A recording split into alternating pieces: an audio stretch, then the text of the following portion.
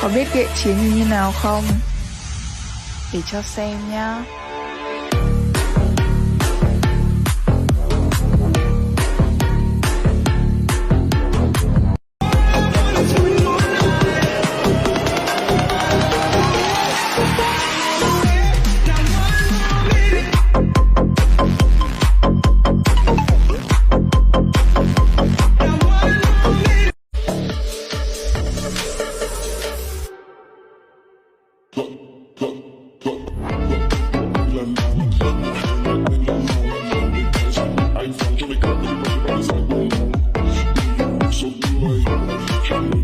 chờ ngày âm dương cùng thê lương Phật trên cao chẳng trông thấy, để mình hắn độ nàng thoát luân hồi. Trùng phùng nơi giang hải thăm sâu, nàng có muốn quay đầu không? Nàng cố chấp như chưa tin vào ý Phật.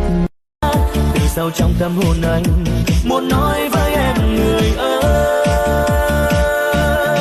mặc cho đời anh dù phải trắng tay, anh có mà thế tất cả. Anh chỉ cần em yêu thương anh, chỉ cần một mình em vui.